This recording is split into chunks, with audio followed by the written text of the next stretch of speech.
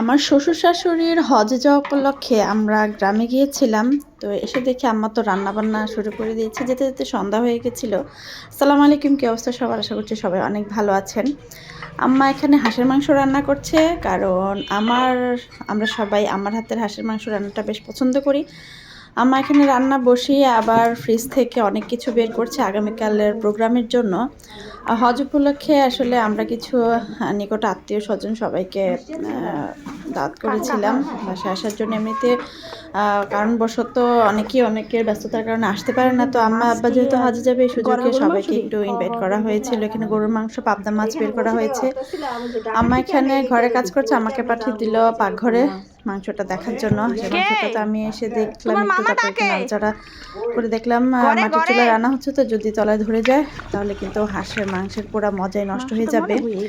হাঁসটা একদম তেলে হচ্ছে, ধোয়ার কারণে যদিও দেখা যাচ্ছে না কিছু স্পষ্ট করে, তারপরেও এই যে দেখেন মাংসটা, হাঁসের মাংস কিন্তু খেতে ভীষণ মজা। শীতের রাতে তো অসাধারণ লাগে খেতে। এদিকে দেখি আমার এত বড় টিভি ঝুলে পড়ে যাচ্ছিল, তো পরে হাজব্যান্ড এটাকে ঠিক করে লাগানোর জন্য নাটগুলো টাইট করে দিচ্ছে। এদিকে আমার এক যা আর আমার ননাস পেঁয়াজ ছুলে নিচ্ছে।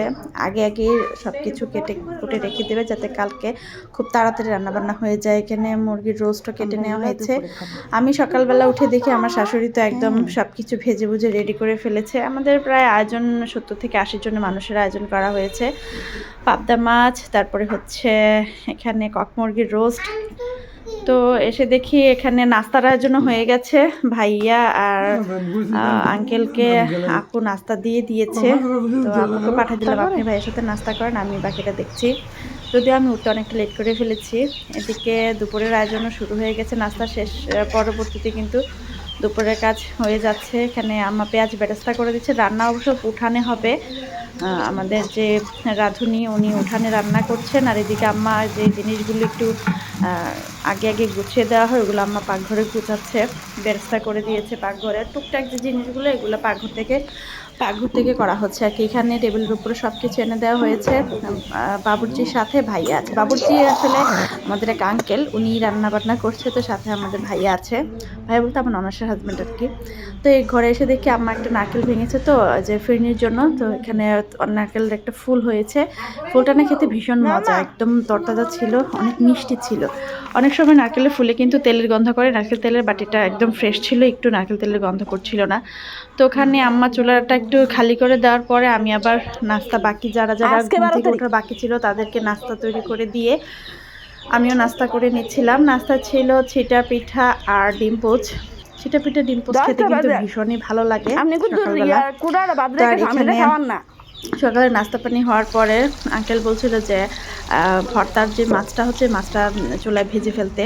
এদিকে আম্মু আর মানে আমার আম্মু আর আমার ননাস তারা হচ্ছে সালাদের আয়োজনটা করছে। আমাদের যেহেতু পারিবারিক অনুষ্ঠান, আত্মীয় স্বজন সব ঘরের আত্মীয় স্বজন, তো তারা সবাই পলা সালাদ খাবে। আর কিছু জনের একটু আবদার ছিল ডিম ভুনা, মাংস পোলার সাথে ডিম ভুনা লাগবে, মানে ছোট পাবলিকদের কিছুটা আবদার ছিল আর কি ডিম ভুনার জন্য। আমি এখানে ডিম ভুনা করে নিচ্ছিলাম। আবার একটু করে বাইরেও যাচ্ছিলাম, দেখছিলাম আঙ্কেল কীভাবে রান্না করছে। আঙ্কেল এখানে দেখলাম আম্মা আঙ্কেল তারা দুজনে মিলে একদিকে পায়েস রান্না হচ্ছে, মানে পোলার চালের পায়েস, আর ওদিকে মাসকলাইয়ের ডাল বসানো হচ্ছে। তো এইরকম বাহিরে রান্না হলে কিন্তু দেখতে বেশ ভালো লাগে। শীতের সকাল তো, একদম মিষ্টি রোদে রান্না হচ্ছে, একদম গরম লাগছে না। এদিকে গরুর মাংস রান্না হয়ে গেছে। এই যে দেখেন গরুর মাংসটা একদম কালা ভুনার মতো হয়েছে। তো এখানে কিছু হালকা কিন্তু আলু দেওয়া হয়েছে। আমার শ্বশুর আলু খেতে পছন্দ করে, তাই আমরা বললাম যে কিছু আলু দিয়েন। আর এদিকে আমার দায়িত্ব দেওয়া হলো আমি যেন মাছের ভর্তাটা করে ফেলি। তো এখানে মাছের ভর্তার সাথে আলু দেওয়া হবে, আলুটা ভেজে নেওয়া হয়েছে। আর এদিকে হচ্ছে সালাদগুলো সব রেডি করে নেওয়া হয়েছে। সালাদ ওলে নিয়েছি, যে আমি সালাদটা একসাথে মিক্স করছি, পরে লবণ দিয়ে নেবার। এখানে ভর্তাটা আমরা এরকম গোল করে নিয়েছি, এতে পরিবেশনের ক্ষেত্রে সুবিধা হয় আর কি। এখানে কাটা সালাদ আছে, আস্ত সালাদ আছে। যারা পলা সালাদ খাবে তারা খাবে, আর যারা আস্ত সালাদ খাবে তারা আস্ত সালাদ খাবে। আর এদিকে আমি বয়স দিচ্ছি আর আমার ছেলে খুব বিরক্ত করছে। অবশ্যই এই ভিডিওটা কিন্তু অনেকদিন আগের, আমার শ্বশুর শাশুড়ি হজে গেছে, প্রায় 1 সপ্তাহ হয়ে গেছে।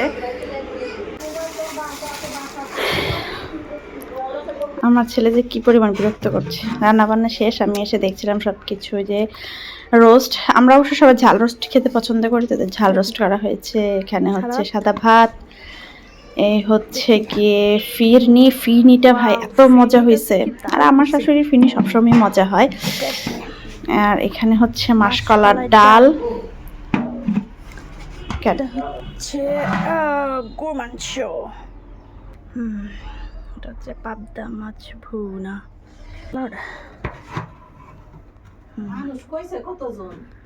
70 থেকে 80।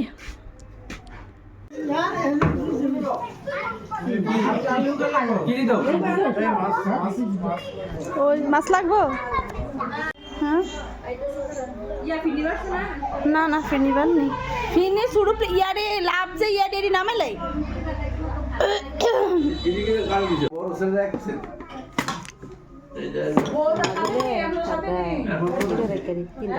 তিনটা তারা হইবে আসলে দুনো দুনো দিবি ঠিক আছে। চাইতে খান দুনো দুনো মাসটা খায়। আরে এইটা কে রে? দেখি দেখি দেখি, ও মাই গড, কালো চশমা, নতুন চশমা।